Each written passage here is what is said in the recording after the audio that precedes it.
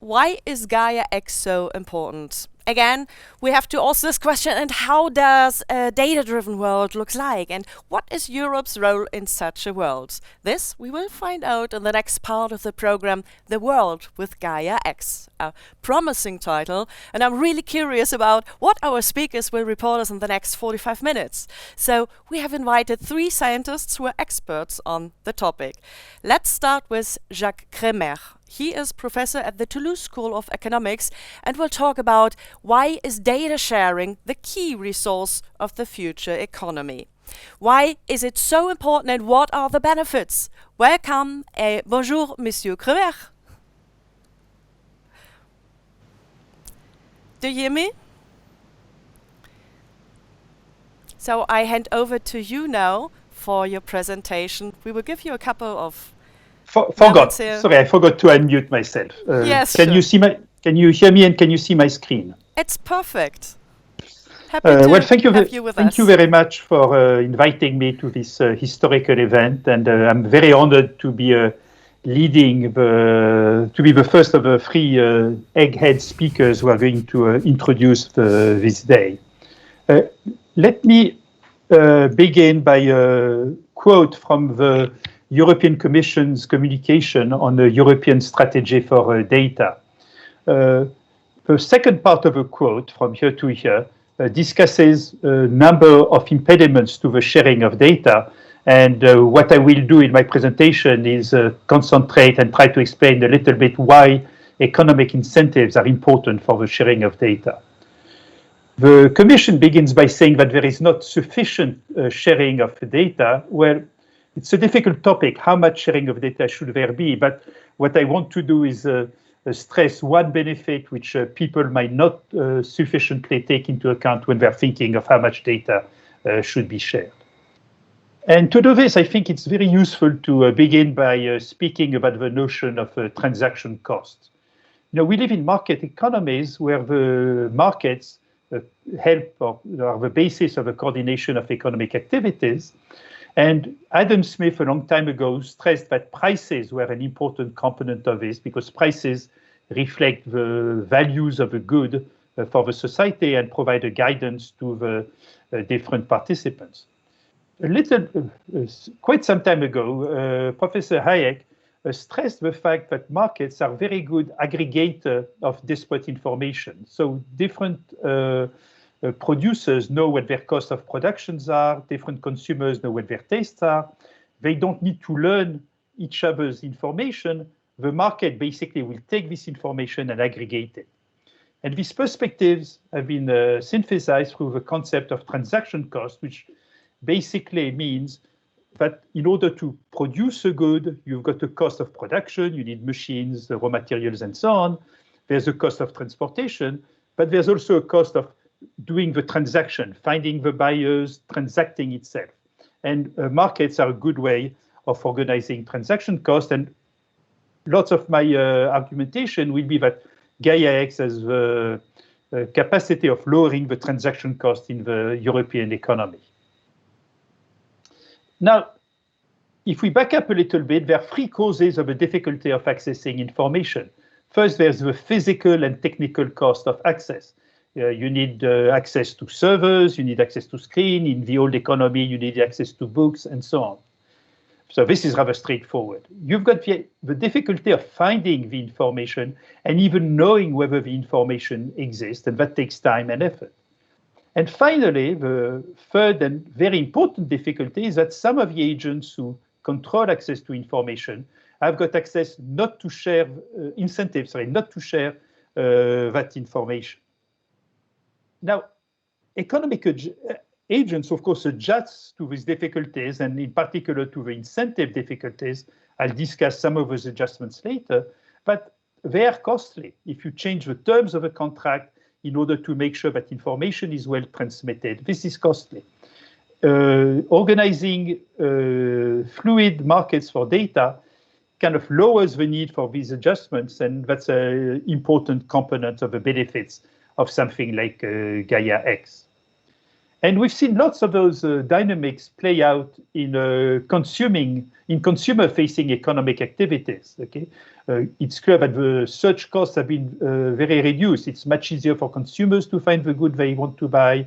It's much easier for the sellers, for producers to find the consumers to which to sell good. It's been much easier for consumers to coordinate and the different activities they're doing and to coordinate their own activity, to communicate between each other and so on.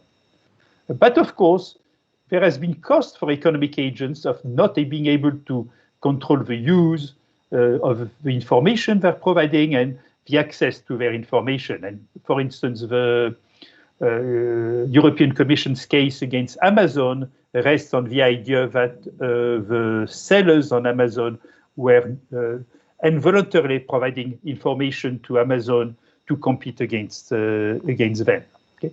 So I want to stress that I think there are huge amount of lessons to learn from the way the consumer data economy has functioned for the industrial data economy.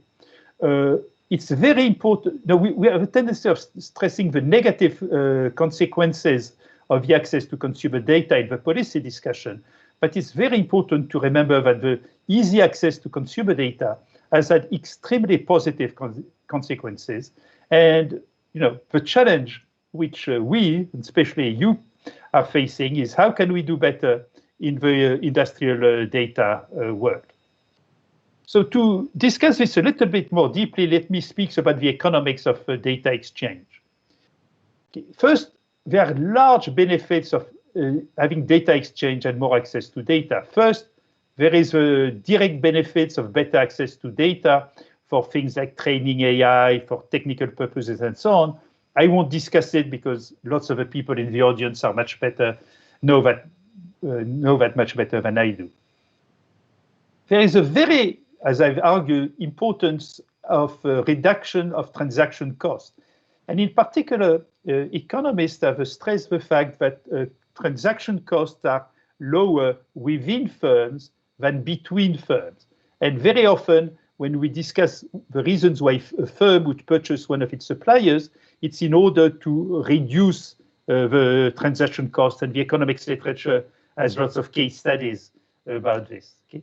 If we make it easier to, less costly to transact between firms, we can have a more fluid industrial system, and this has very, very strong benefit.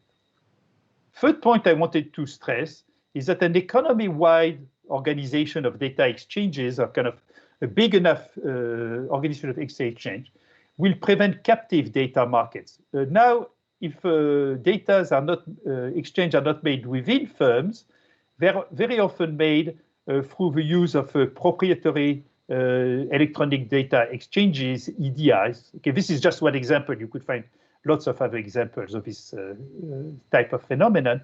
And this creates a huge amount of codependence between subcontractors and their customers and the lead firm in their ecosystem. And hopefully, if we have more fluid data exchanges, this will reduce the codependence, and this will have very, very important consequences down the stream. Okay. Again, I want to stress this is not automatic. It will depend on the incentives that the economic agents have to participate in data markets.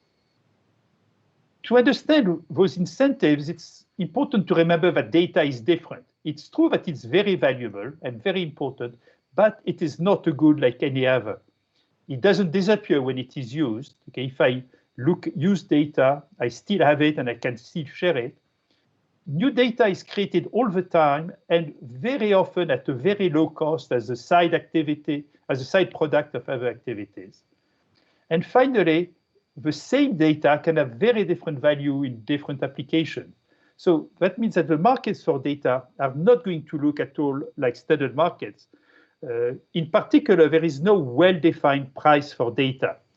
I don't have time to go into detail in this, but this is a very, very important point. Markets for data, data exchange places are not like standard markets. So actually, we know very little about the organization of data markets. It's an important field of research right now in economics. But that means that there's going to be lots of organization innovation is going to be needed for people who put in place those markets. And on top of that, lots of flexibility to adapt to what we are learning. Note that in consumer markets, data is often sold indirectly through the services that use data. So for instance, if you buy advertising on Google, Google sells you a little piece of a screen of a customer, but also indirectly data which it controls about that, which says about that consumer. There's very difficult issues about how is access to data priced. So here I give an example, but one could think of many others. For instance, you can tell people, look, I'm going to let you use this part of my database. Here it is, and you can use it whichever way you want. But you could also think of systems by which you price queries, and how do you make systems which are flexible enough to adapt to the different ways in which people would want to price data is an important issue.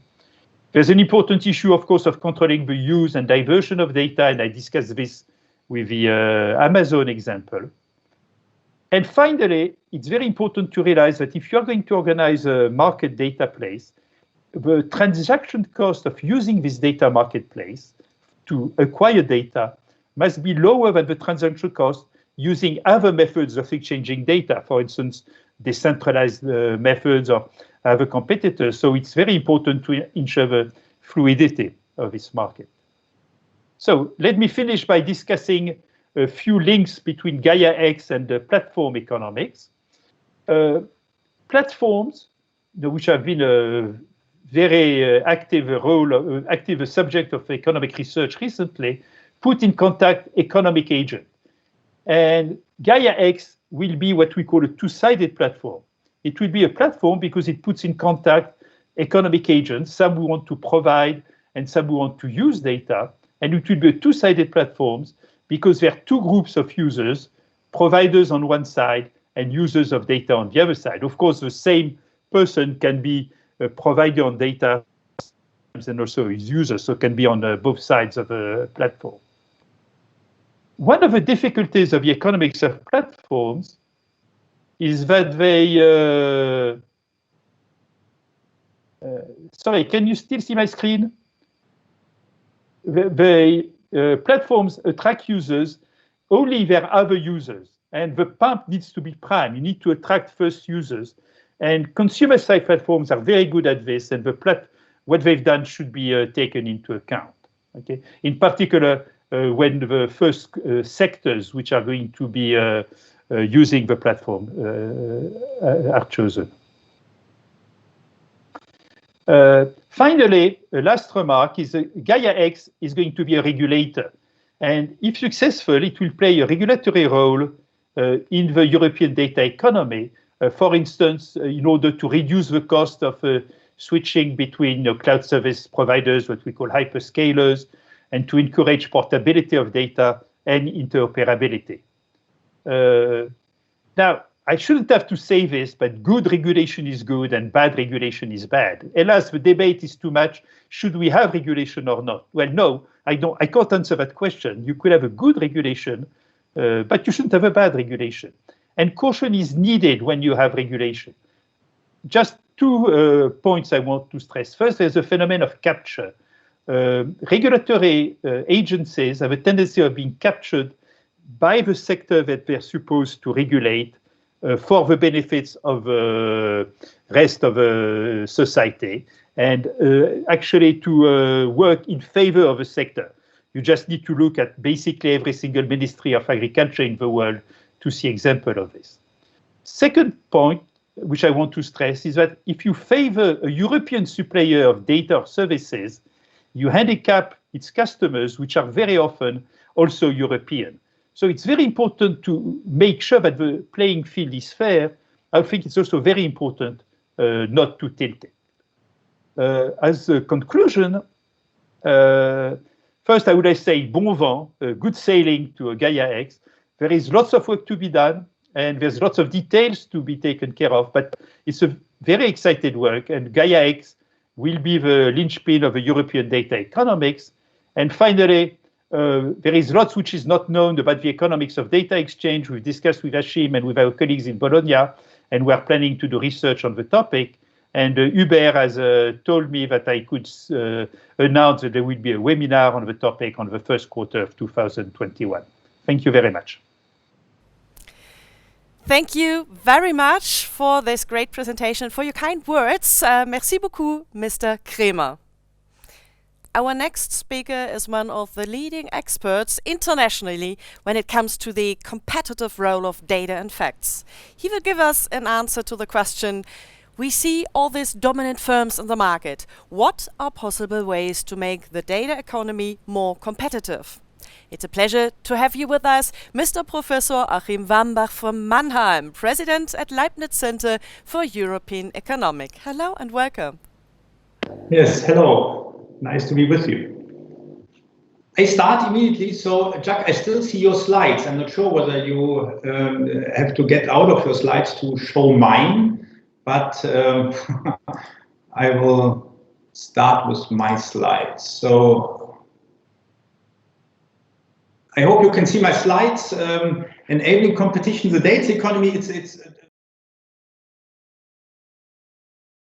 stone in this agenda because it's complicated. Let me start by saying there's a worldwide search how we deal with this topic and what is the adequate competition policy.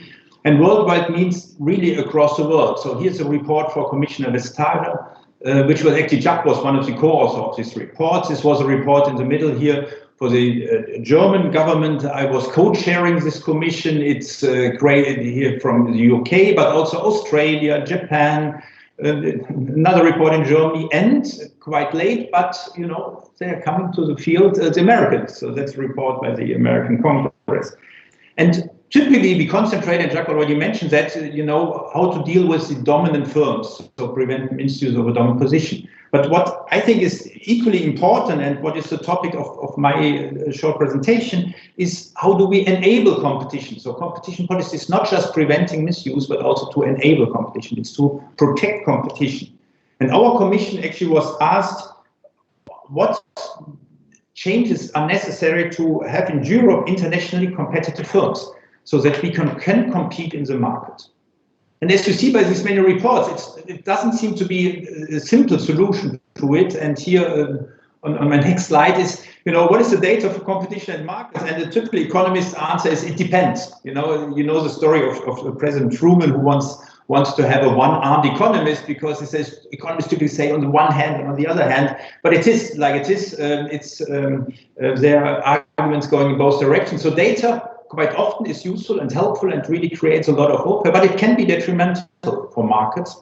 And one case is misuse of a dominant position. So if a monopolist uses this data, that's one problem we have. And famous cases here in Germany, Bundeskartellamt against Facebook, which was about data and exploitation with data, but also impede competition. Okay, we all have that, we know a monopolist shouldn't use, prevent entry to the market. Another case is more recent, we see the rise of algorithms, and they can exploit transparency to coordinate behavior. And here, one picture is in Germany, we have the market transparency unit for fuels. So you see all the fuels prices. And here it's a statistic of the fuel prices in last year, and you see, they actually prices are up in the morning and prices going down in the evening, then overnight they increase again. So just, one message out of this talk: if you come to Germany by car, refill in the evening. So, but that's not what I want to say. There's actually a recent study which shows that with the rise of price algorithm, there was a price increase by about 10%. And if it's, if the gas stations are in an oligopoly situation, it was about 28% of the price increase. So, algorithm can coordinate behavior. So these two areas are areas of competition policy. So how to go against monopolists and coordinate behavior. But it's even more. It's data is not also in a general competitive market not always good for markets. And you all know the discussion we used to have and still have about genetic testing and whether insurance markets should have access to this information. And there's more generally, in economics, it's called the Hirschleifer effect, that if you know the risk, it's hard to insure. If you know how the risk will realize, it's hard to insure against the risk. And so what we need is a combination of competition policy and sectoral policy. There's no way around that, these have to interact. So that's a framework from outside, but how is it inside a market, a competitive market? And for a competitive market, you need actors, actors as the agents, are relevant for market, and they're the agent of the data. And for them, you need data sovereignty. And I think it's a very important step of Gaia-X to really to get the frame for data sovereignty. With consumers, they have, they are the owners of their data, they use it for privacy protection, but also here, just one remark is, we always think about protecting them. From a competitive point of view, they should be enabled to work with their data. They decide, whom to give their data and how to trade their data. So we should talk more about supporting them and not just about protecting them. Then it's firms. Firms are the owners of the data, first of all, to protect trade secrets. Actually, trade secrets are essential for competition. Germany would even call it Geheimwettbewerb, secret competition, because, if firms are fully transparent, you wouldn't see competition to work. So it's their data, and they should protect their data. And also, it's their data because they need incentives to generate data. Data doesn't, fall from heaven. They have to generate it, and for them, they have, at least to some degree, exclusive right to use it. And the third big actor is government. And actually, while with consumers and firms, we talk about data protection, the government, we talk about transparency. And there are rules that they should grant access to their data while protecting public or private interest. And here, kind of the message is, don't use data sovereignty to keep the data for yourself, but give it into the market. So with regard to Gaia-X, I think it's very useful that they have the focus on data sovereignty. It's not the focus on data access. It's not that you should allow access, you should allow to trade it. It's not access per se. And it's not the focus on data protection per se. It's data sovereignty. So I think that's really a great step forward. But then you have those actors, and the next question is, but they have to trade their data. They have to, we want to have a competitive environment where, data is flowing between the actors, and there are barriers to data trade. And one are surely the dominant online platforms, and we recommended, so that's a recommendation out of our report, that we need platform regulation with a code of conduct for dominant online platforms, and some parties on misuse of dominant position. But one recommendation, and that's what I want to stress here, is that they should provide portability of user and usage data in real time, so that you have access to your own data as a consumer, but not just, you send an email and you get, a week later you get a letter, but in real time, so that you can work with your own data. So I think that would be a useful step to have more, a more fluent economy. The European Commission has taken, over the recommendation, not just by us, but also from other reports, and we expect the Digital Markets Act and the Digital Service Act are both expected soon. So we will see platform regulation, I'm quite sure, but also, the gatekeeper role of platforms and access to data on these platforms.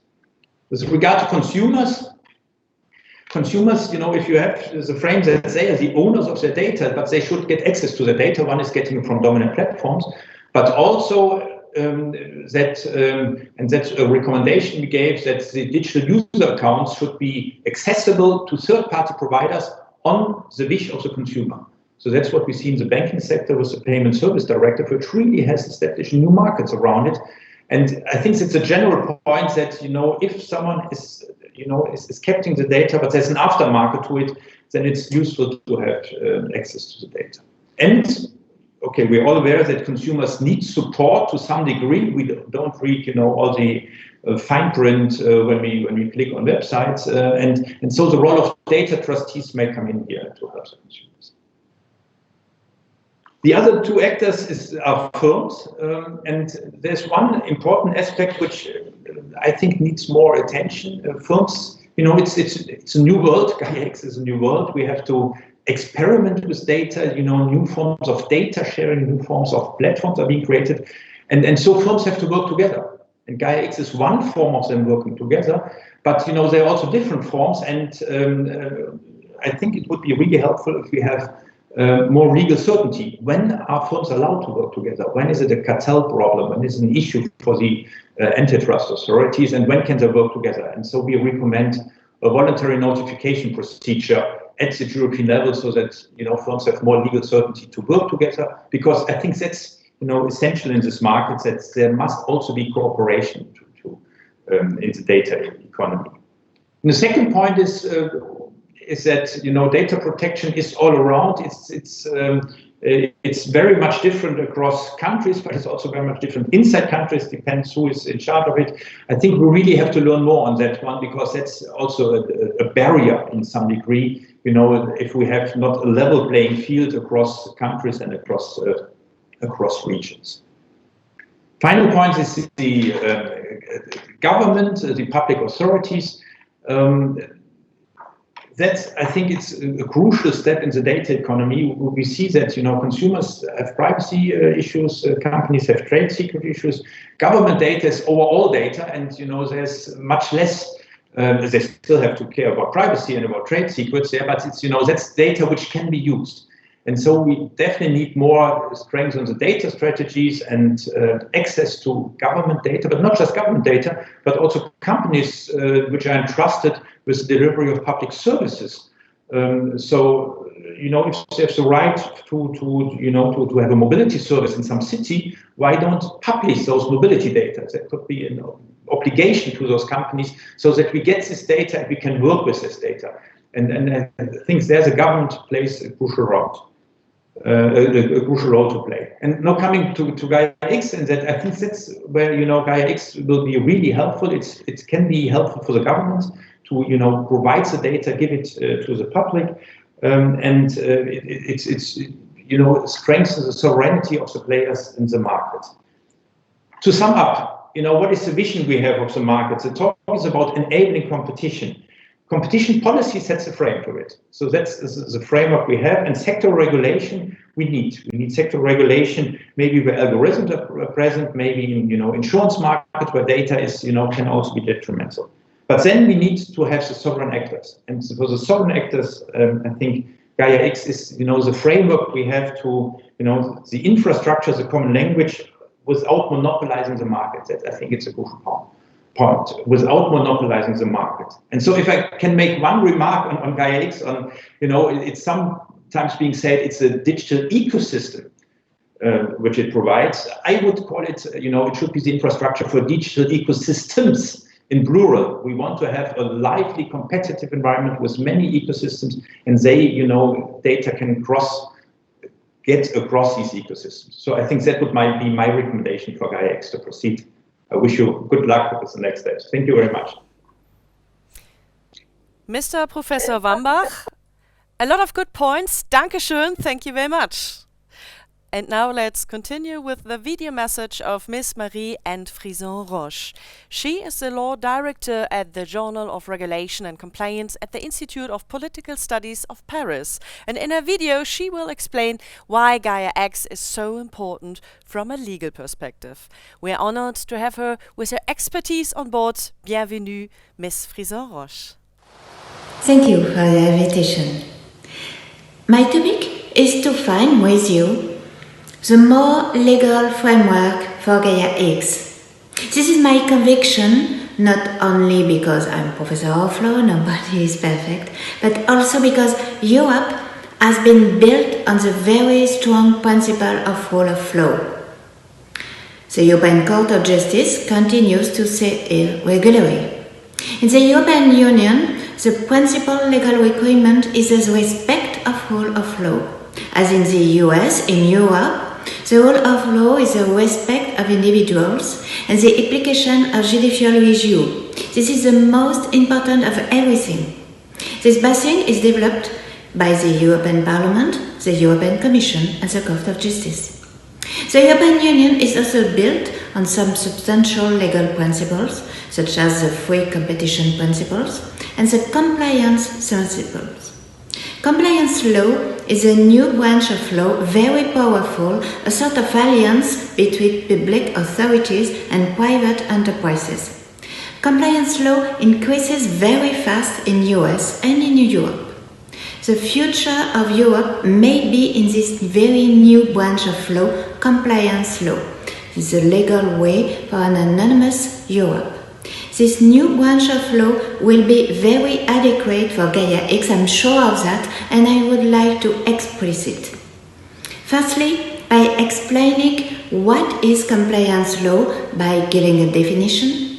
Secondly, by exposing how compliance law works. Thirdly, by showing what European compliance law works already, because it does. Quarterly, by showing how this new European compliance law will be adequate for Gaia-X. What is compliance law?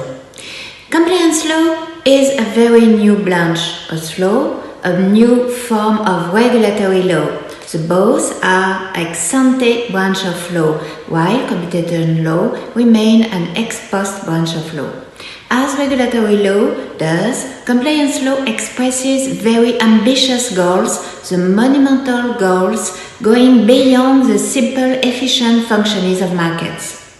These monumental goals may be the prevention of systemic risk, as in banking and financial catastrophic failures in banking and financial area systems. It could be also the prevention of system global crimes, such as corruption or money laundering. This sort of monumental goals are negative. The goal is to block events in the future, to block the failure, to block the corruption, and so on. But Europe, with private enterprises, supports not only this category of negative monumental goals, but supports also some positive monumental goals, which are also very ambitious, maybe more. In ex-ante, protecting nature. In ex-ante, protecting individuals through personal data compliance law. In ex-ante, making human beings concretely equal. For instance, between men and human, for example, only for example. In ex-ante, obtaining innovation for everyone. In ex-ante, giving autonomy to a geographical zone, an autonomy in the duration, a stable autonomy built by Europe to Europe in the benefit of everyone, in benefit for everyone. For obtaining that, compliance law puts in balance free market, simple free market goals, and these negative and positive monumental goals in a competitive context with ex-ante legal compliance tool. This is how compliance tool functions. How does compliance law work? The most important being these monumental goals, the legal reasoning must start from these goals. This is why it is essential and legally required, first of all, to express these goals very precisely.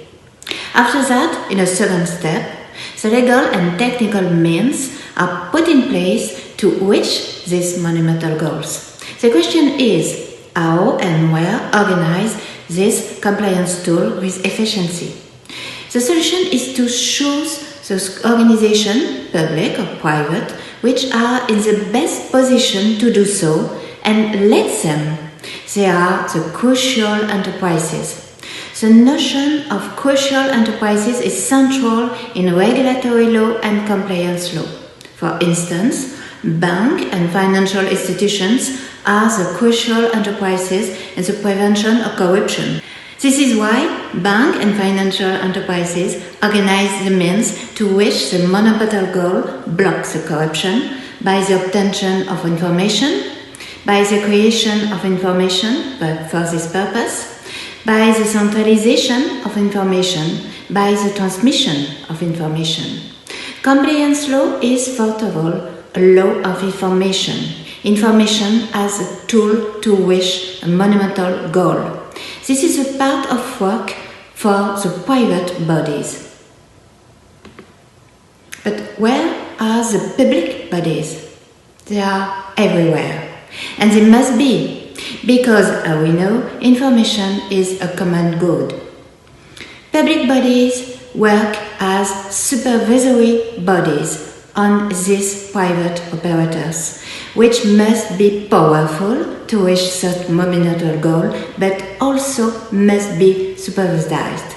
This is why private bodies must be transparent, not for their competitors, must be accountable for this supervisor, not for their competitors, must exercise their power in proportion with the monumental goal. The supervisory public body exercises the proportionality control. This is how compliance law works and must work. European compliance law already works. Today, the European Union's compliance law works and works very well. It is an example for the others, even for the US. As we can observe about the personal data protection, this compliance law mechanism created in Europe. At the beginning in France, in 1978, and in Germany, and after that in the European Union compliance law, at the beginning by case law in the jurisprudence of the Court of Justice in 2014, and by the very famous GDPR in 2017.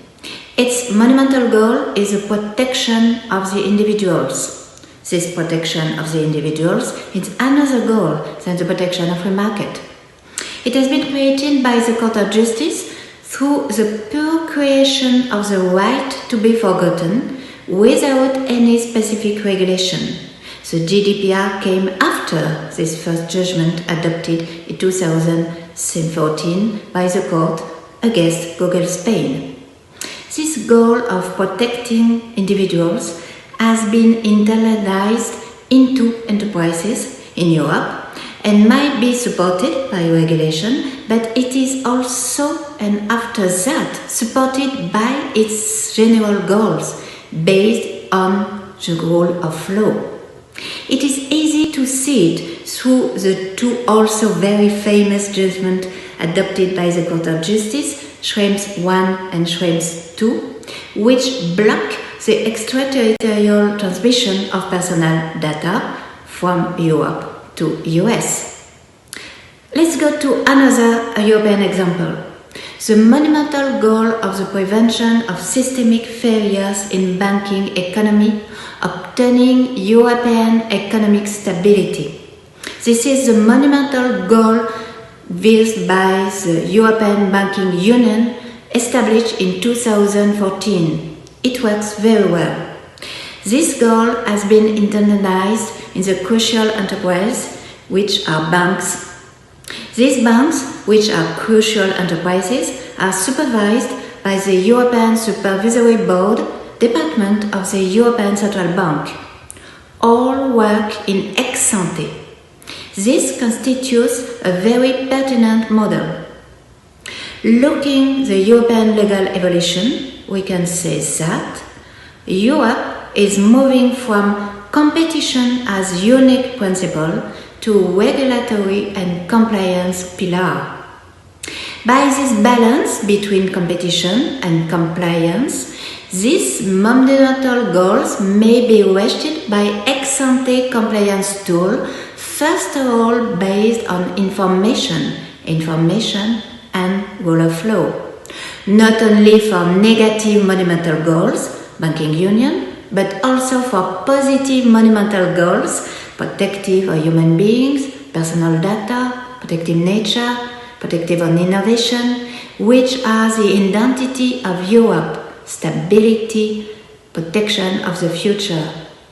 For obtaining that, so important but so difficult, the European public bodies let private enterprises organize themselves the means and supervise them. We can take other ingoing example, very important. For example, in agricultive area, with the European project From Farm to Fork, in earth area, with crucial information platforms.